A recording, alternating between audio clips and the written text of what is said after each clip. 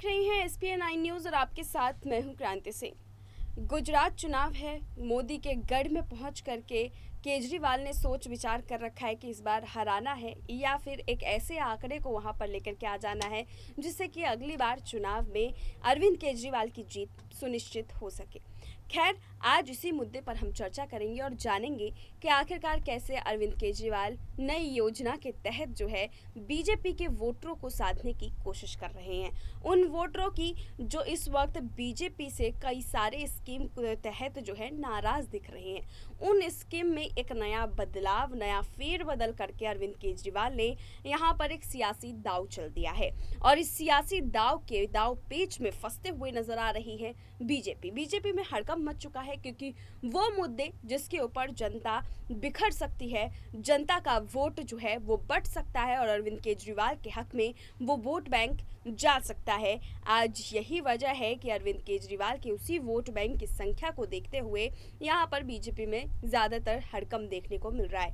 अब इस हड़कंप की कहानी ने एक बात तो तय कर दी है कि क्या सीएम अरविंद केजरीवाल इस तमाम मुद्दे के तहत जो है इस चुनावी प्रक्रिया में जब खेलेंगे अपना दाव, तो क्या उस दाव के बाद से यहाँ पर बीजेपी बिखर जाएगी? क्या बीजेपी का वोट बैंक जो है वो अरविंद केजरीवाल उसमें सेंधमारी कर पाएंगे या नहीं? चलिए इस सवाल का जवाब भी समझते हैं और ये भी साथ में जानेंगे कि वो कौन सी स्कीम है जिसके बारे में यह अरविंद केजरीवाल अपने सबको बताते हुए नजर आ रहे हैं और ये भी कह रहे हैं कि बीजेपी ने इस स्कीम के साथ जो फेरबदल किया है हम उसको ठीक करने का काम करेंगे और जनता इसी को लेकर के अपने दो नज़रिए जो है दोनों पार्टियों को लेकर के बना चुकी है। तो चलिए समझते हैं कि आखिरकार इस नज़रिए में सबसे बड़ा फेरबदल किसकी तरफ होने वाला है।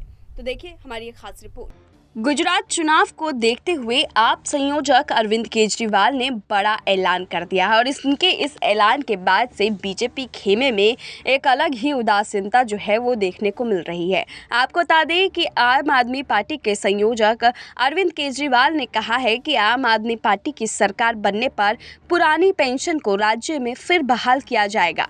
उन्होंने इस बात पर भी जोर दिया है कि बीजेपी की सरकार ने पिछले 27 साल में काफ़ी भ्रष्टाचार किया है। अरविंद केजरीवाल ने ऐलान किया है कि गुजरात में आम आदमी पार्टी की सरकार बनने पर पुरानी पेंशन स्कीम बहाल की जाएगी। आपको बता दें कि इससे पहले बीजेपी ने इस स्कीम को लेकर के बड़ा फेरबदल किया था, जिसके बाद देश के अंदर जो है जनता के बीच में बीजेपी को लेकर के मनमुटाव देखा गया। बीजेपी को लेकर के हड़कते हुए नजर आए वोटर्स और यही वजह है कि आज अरविंद केजरीवाल ने उसी दुखती नस पर जो है हाथ रख दिया है। आपको बता दें कि मंगलवार को वडोदरा में ये ऐलान करते हुए अरविंद केजरीवाल ने कहा कि सरकारी कर्मचारी पुरानी पेंशन की मांग को लेकर सड़कों पर है और वे बहुत दुखी और गुस्से में हैं। जैसे पंजाब में हमारी सरकार ने पुरानी पेंशन लागू करने का आदेश कर दिया है, वैसे ही हम गुजरात में भी इसे लागू करेंगे। गुजरात सरकार पुरानी पेंशन लागू कर देती है तो कर दे और अगर नहीं करती है तो हम लागू करेंगे। अरविंद केजरीवाल ने गुजरात पहुंचकर बीजेपी पर जमकर निशाना साधा। उन्होंने कहा कि 27 साल से सत्ता में रहने के कारण इनके अंदर अहंकार आ गया है, इसीलिए इस बार इनको हटाना बहुत ज़रूरी है। ये लोग बार बार आकर एक मौका मांगते हैं, लेकिन हम सिर्फ एक ही मौका मांग रहे हैं। अगली बार आकर हम ये नहीं कहेंगे कि अच्छा काम किया है तभी वोट देना। गुजरात दौरे पर आए आम आदमी पार्टी के राष्ट्रीय संयोजक अरविंद केजरीवाल ने अभिभावकों और शिक्षकों के साथ टाउन हॉल मीटिंग में शिक्षा पर संवाद भी किया। उन्होंने कहा कि पिछले कई दिनों से गुजरात के सरकारी कर्मचारी प्रदर्शन कर रहे हैं। जिस तरह से कलेक्ट्रेट का घेराव किया गया और इतनी बड़ी संख्या में सरकारी कर्मचारी सड़कों पर है, इससे साफ है कि सभी सरकारी कर्मचारी बहुत दुखी और गुस्से में है। ऐसा पहली बार देखा गया है। सरकारी कर्मचारियों की मुख्य मांग पुरानी पेंशन को बहाल करने की है। मैं सभी सरकारी कर्मचारियों को आश्वासन और गारंटी देता हूं कि आम आदमी पार्टी की सरकार बनेगी तो गुजरात के अंदर हम पुरानी पेंशन स्कीम को लागू करेंगे। अरविंद केजरीवाल ने कहा कि किसी भी राज्य के अंदर चुनाव जिताने या हराने में वहां के सरकारी कर्मचारी की बहुत बड़ी भूमिका होती है। उन्हें सारे गलत काम करती और जन विरोधी जो है भ्रष्टाचार के खिलाफ वही आवाज़ उठाती हुई नजर आ रही है। इस सरकार ने इस सत्ता में रहते 27 साल हो गए और अब इनके अंदर अहंकार है। अब आपको बता दें कि यहाँ पर जो है उन्होंने बोला कि इसके साथ ही हम जो है यहाँ पर बहुत सारे मुद्दों को लेकर के और भी बातचीत जो है जारी रखेंगे। सभी लोग अंदर खाने प्रचार करें क्योंकि खुलकर सरकारी कर्मचारी प्रचार नहीं कर सकते हैं। अरविंद केजरीवाल ने कहा कि गुजरात में एक बात बहुत ही दिलचस्प देखने को मिल रही है कि ये दोनों पार्टियां हमारे खिलाफ इकट्ठी हो गई है और मेरे को खूब गालियां देती है कि केजरीवाल झूठा है, आतंकवादी है। दोनों ही पार्टियों की भाषा और शब्द भी एक ही है।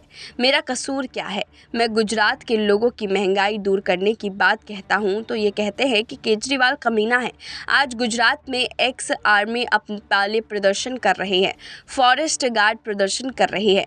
मैंने एक वीडियो देखा जिसमें खाकी वर्दी वाले खाकी वर्दी वालों के खिलाफ लड़ रही है। ये अच्छी बात नहीं है। नेशनल हेल्थ मिशन के कर्मचारी प्रदर्शन कर रहे हैं, LRD वोटिंग वाले प्रदर्शन कर रहे हैं, गांव-गांव के BC आए हुए हैं वो प्रदर्शन कर रहे हैं, शिक्षक और किसान प्रदर्शन कर रहे हैं। ऐसा लग रहा है कि पूरा गुजरात सड़कों पर है। इन सभी से निवेदन करते हुए आश्वासन देना चाहता हूं कि जैसे ही आम आदमी पार्टी की सरकार बनेगी हम आपके सारे मुद्दों का समाधान करेंगे। इस दौरान अरविंद केजरीवाल ने गुजरात में आम आदमी पार्टी के कार्यक्रम की बुकिंग रद्द किए जाने का भी आरोप लगाया। उन्होंने कहा कि जब हमने वडोदरा में शिक्षा पर संवाद करने का ऐलान किया तो इसके पीछे 4-5 दिन में 13 जगह हम लोगों ने हॉल बुक करने की कोशिश की और हर जगह मालिक को फ़ोन कर बुकिंग कैंसिल करने की धमकी दी गई। 13 जगह बुकिंग कैंसिल होने के बाद 14वीं जगह बुकिंग हो पाई है। जिन 13 लोगों ने बुकिंग कैंसिल की वो उनकी पार्टी को खूब गालियां दे रही हैं। वो कह रही हैं कि हम आम आदमी पार्टी के साथ हैं लेकिन हिम्मत नहीं हो रही है। ये लोग सोचते हैं कि ये देश इतना कमज़ोर है कि धमका देंगे तो शिक्षा पर संवाद नहीं हो पाएगा।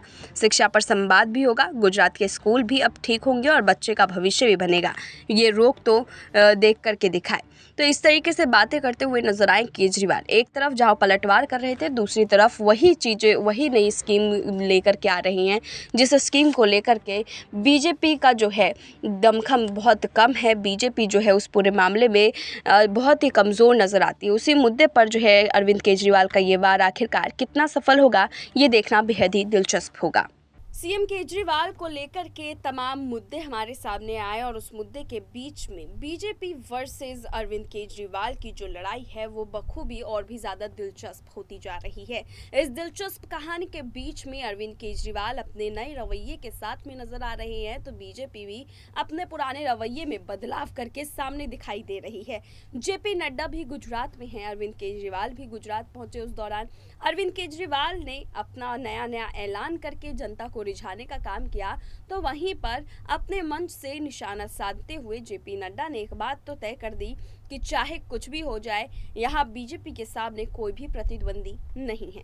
कांग्रेस का सुपड़ा हम साफ कर चुके हैं, केजरीवाल अभी यहाँ पर आए नहीं है। इस तरीके से बातें JP नड्डा की कह रही है। लेकिन JP नड्डा को भी पता है और तमाम बीजेपी के दिग्गजों को भी ये बात पता है कि अरविंद केजरीवाल एक के बाद एक जो सियासी दांवपेच चल रही है, जो सियासी खेल खेल रहे हैं, उससे यहाँ अरविंद केजरीवाल की एक बड़ी जीत हो सकती है। फिलहाल इस नए स्कीम के तहत जो है अरविंद केजरीवाल ने उन वोटरों को साधने का कार्य किया है जिन वोटरों पर पहले से बीजेपी का दबदबा माना जाता था। फिलहाल अब देखना यही होगा क्या नया स्कीम इतना ज़्यादा वोट बैंक में संख्या ला देगा कि यहाँ पर अरविंद केजरीवाल जो है एक बड़ी जीत में आ सकते हैं। क्या बड़ी जीत दर्ज करके यहाँ बीजेपी का सुपड़ा साफ कर सकते हैं? आप हमें कमेंट में ज़रूर बताएं। फिलहाल ऐसी तमाम अपडेट्स के लिए देखते रहिए SPN9 न्यूज़।